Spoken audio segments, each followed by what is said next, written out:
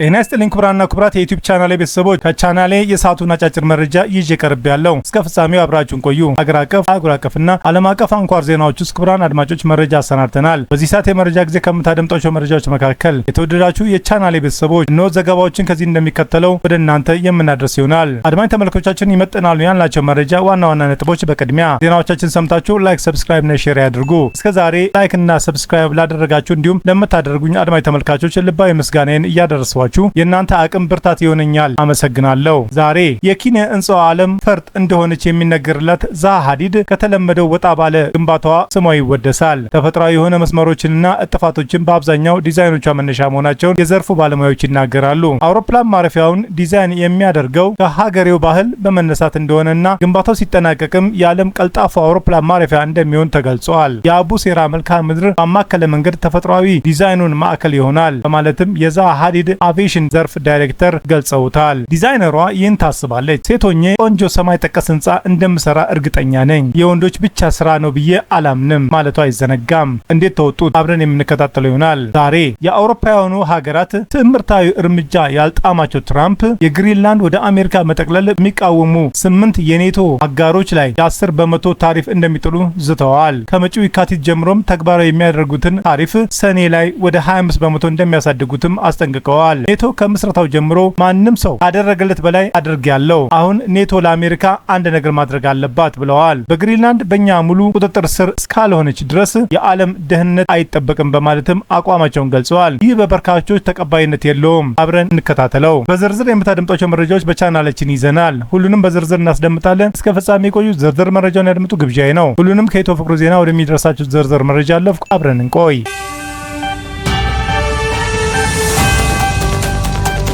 የቢሾፍቱ አውሮፕላን ማረፊያ ዲዛይን አርክቴክት ማናት? የኢትዮጵያ አየር መንገድ በቢሾፍቱ አቅራቢያ አቡሴራ በሚባል አካባቢ ለሚገነባው አዲስ ዓለም አቀፍ አውሮፕላን ማረፊያ መሰረት ድንጋይ የተቀመጠው ከቀናት በፊት ነው። በ12.5 ቢሊዮን ዶላር የሚገነባው የአውሮፕላን ማረፊያው የመጀመሪያው ምዕራፍ ግንባታ ሲጠናቀቅ በዓመት 60 ሚሊዮን መንገደኞችን ማስተናገድ እንደሚችል ተገልጿል። አውሮፕላን ማረፊያው በሙሉ አቅም ወደ ስራ ሲገባ ደግሞ በዓመት 110 ሚሊዮን መንገደኞች ማስተናገድ እንደሚችል ይጠበቃል። አውሮፕላን ማረፊያው በ3500 ሄክታር መሬት ላይ የሚገነባ ይሆናል። የአውሮፕላኑ ማረፊያ የመሰረት ድንጋይ ሲቀመጥ መነጋገሪያ ከሆኑ ጉዳዮች መካከል አርክቴክት ዛሃ ሐዲድ ትጠቀሳለች። ዛሃ ሐዲድ ከኪነ ህንጻ ጋር በተያያዘ በዓለም ስመጥር ከሆኑ ባለሙያዎች አንዷ ነበረች። ከቢሾፍቱ አውሮፕላን ማረፊያ የዲዛይን አማካሪ አንደኛዋ ዛሃ ሐዲድ ያቋቋመችው ዛሃ ሐዲድ አርክቴክትስ ነው። ሌላኛው ተቋም ደግሞ ዳር ይሰኛል። ዴም ዛሃ ሐመድ ሐዲድ ዛሃ ሐዲድ ኢራቃዊት እንግሊዛዊት አርክቴክት ዲዛይነርና አርቲስት ነበረች። በአውሮፓውያኖቹ 1950 ኢራቅ ባግዳድ ውስጥ ተወለደች። አውሮፓውያኑን 2016 በልብ ድካም ከዚህ ዓለም በሞት ተለይታለች። ዛሃ ሐዲድ አንድ ህንጻ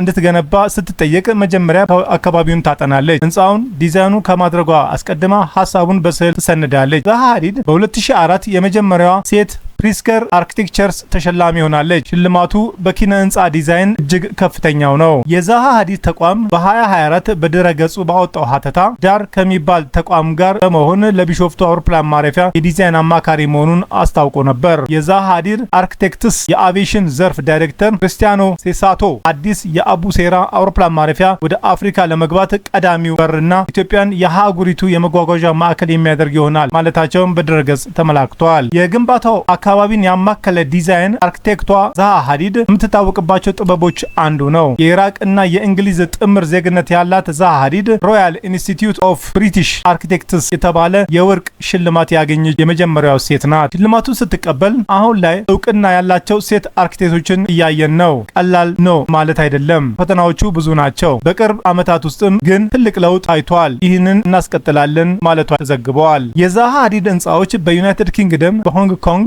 ጀርመን፣ በአዘርባይጃንና በሌሎች በርካታ ሀገራት ይገኛሉ። የቻይና ጓንዡን ኦፔራ ሃውስ፣ የለንደኑ ሰር ፒንተን ስካለር ጋላሪ እና የግላስጎ የትራንስፖርት ሙዚየም ከዲዛይኖቿ መካከል ይጠቀሳሉ። ለዩናይትድ ኪንግደም አርክቴክቶች የሚሰጠው የሪባ ስተርሊንግ ፕራይዝ ሽልማትን 2 ጊዜ አሸንፋለች። በ2010 የሮም ማሲ ሙዚየም ሲሸልማት በ2011 ብሪክተስ የሚገኝ ኢቪሊያን ግሬስ አካዳሚ ሽልማት ሰጥቷታል። ዛሃ ሐዲድ በዩኒቨርሲቲ ኦፍ ቤይሩት ሂሳብ አጥንታለች። ኋላ ላይ ለዩኒቨርሲቲው አንድ ህንፃ ዲዛይን አድርጋለች። ዛሃ ሀዲድ አርኪቴክትስ ያቋቋመችው 1979 ነበር። የመጀመሪያው ትልቅ ፕሮጀክት በጀርመን ሃምሪን የተገነባው ቪትሪ የተባለ የእሳት አደጋ መከላከያ ነው። የኦሎምፒክ ዲዛይን ያደረገችው የውሃ ላይ ውድድሮችን የሚካሄዱበትን ለንደን አኳቲክስ ሴንተር የውሃ ወጀብ ቅርጽ ያለው ሲሆን 50 ሜትር ጥልቀት ያለው የመዋኛ ገንዳን የያዘ ነው። የምኖርበት አካባቢ ስለተገነባ እወደዋለሁ ስትልም በአንድ ቃለ ምልልሷ ወቅትም ተናግራለች። በ22 የኳታር ዓለም አቀፍ ዋንጫ ዋነኛ ከነበሩት ስቴዲየሞቹ አንዱን ዲዛይን ያደረገችው ዛሃ ሀዲድ ናት። ለ2020 የቶኪዮ ኦሎምፒክ ዲዛይን ያደረገችው ስቴዲየም ግን ውድቅ ተደርጎ አነስተኛ ገንዘብ በሚያስወጣ ዲዛይን መተካቱ አነጋጋሪ ነበር። ዛሃ ሀዲድ የ20ኛውና የ21ኛው ክፍለ ዘመን ኮከብ ከሚባሉት አርኪቴክቶች መካከል እንደምትጠቀስም ባለሙያዎች ይመሰክራሉ። በወንዶች በበላይነት በተያዘው ዘርፍ ውስጥም ስራዎቿ እውቅና ተቀባይነት እንዲያገኝ እንዲሁም ሴቶች አካታች እንዲሆኑ መታገሏ ይነገርላታል። የዲዛይን ጥበቧን ዘመናዊ እንዲሁም የወደፊት ዓለም ማሳያ ብለው የሚገልጹትም ባለሙያዎች አሉ።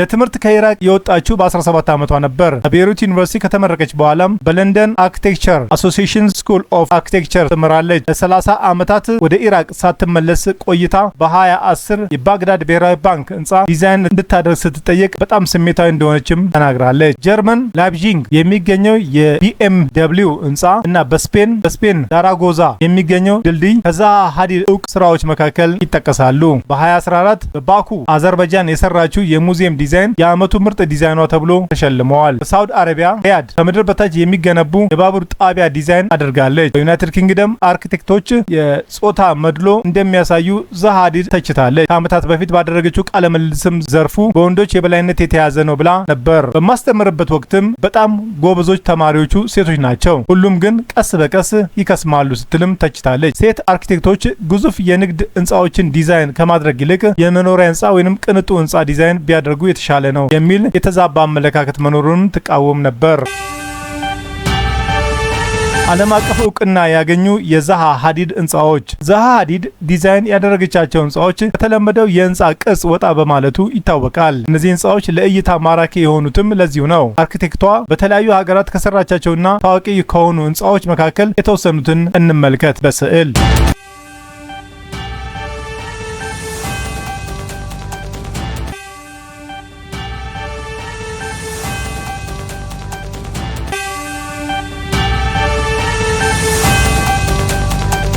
ትራምፕ የኖቤል ሽልማት ባለማግኘታቸው ለሰላም ስፍራ እንደማይሰጡ ጠቆሙ። ባለፈው የአውሮፓውያኖቹ ዓመታት የጠበቁትን የኖቤል ሰላም ሽልማት ያላገኙት የአሜሪካው ፕሬዝዳንት ዶናልድ ትራምፕ አሁን በኋላ ስለ ሰላም ብቻ የማሰብ ግዴታ የለብኝም የሚል ስሜት እንዳላቸውም ተናግረዋል። ትራምፕ ለኖርዌይ ጠቅላይ ሚኒስትር ዮናስ ጋሃር ስቶር በላኩት መልእክት ሽልማቱን ላለማግኘታቸው ሀገሪቱን ተጠያቂ አድርገዋል። ጠቅላይ ሚኒስትር ስቶር በበኩላቸው ለትራምፕ በሰጡት ምላሽ የኖቤል ሽልማት የሚሰጠው ራሱን የቻለ ኮሚቴ እንጂ የኖርዌይ መንግስት እንዳልሆነም አስረድተዋል። ባለፈው ጥቅምት ላይ የተካሄደው የ2025 የኖቤል ሽልማት በሰላም ዘርፉ ያሸነፉት የቬንዙዌላ የተቃዋሚ መሪ ማሪያ ኮሪያ ማቻድ ናቸው። በተጨማሪ የትራምፕ በዚህ መልእክታቸው አሜሪካን የዴንማርክ ግዛት በሆነችው ከፊል ራስ ገዟ ግሪንላንድ ላይ ሙሉ እና አጠቃላይ ቁጥጥር እንደሚያስፈልጋትም ተናግረዋል። ግዛቲቱን ለመቆጣጠር ኃይል የመጠቀም እቅድ ያላቸው እንደሆነ ሲጠየቁ ግን አስተያየት የለኝም የሚል ምላሽ ሰጥተዋል። የኔቶ አባል የሆነችው ዴንማርክ የአሜሪካን የመከላከያ ተጠማሪና ከፍተኛ ተጽዕኖ ያላት ሀገር ነች። የኔቶ አባላት አንዳቸው ላይ ውጫዊ ጥቃት በሚያደርስ ጊዜ መተባበር ላይ የተመሰረተ መርህ ይከተላሉ። ጥምረቱ በአውሮፓውያኑ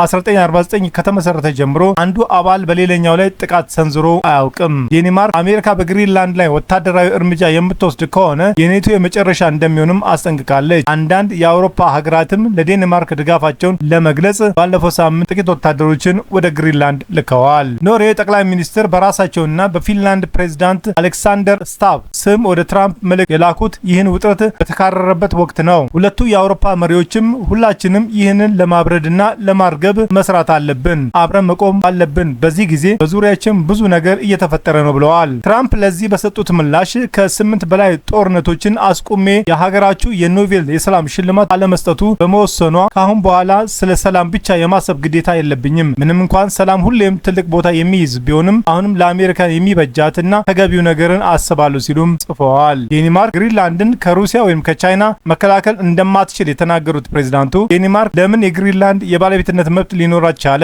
ምንም አይነት የጽሑፍ ሰነድ የለም። ከመቶ ዓመታት በፊት ጀልባ እዚያ ስላረፈ ብቻ ነው እኛም እዚያ ጀልባው ላይ ነበርን ሲሉም ጠይቀዋል። አነስተኛ የህዝብ ቁጥርና ከፍተኛ ሀብት ያላት አርክቲክ ደሴቷ ግሪንላንድ የሚሳኤል ጥቃት አስቀድሞ ለማስጠንቀቅና በቀጠናዋ የሚያልፉ መርከቦችን ለመከታተል አመቺ ስፍራ ናት። የዩናይትድ ኪንግደም ጠቅላይ ሚኒስትር ሰር ኬር ስተርመር የግሪንላንድ የወደፊት እጣ ፋንታ የተመለከተው ማንኛውም ውሳኔ የሚተላለፈው በግሪንላንድ ህዝብና በዴንማርክ ኪንግደም ብቻ እንደሆነም ሰኞ ዕለት ተናግረዋል። አሜሪካ ልትጥል ዛተችውን ታሪፍም ስህተት ነው ሲሉም ገልጸውታል።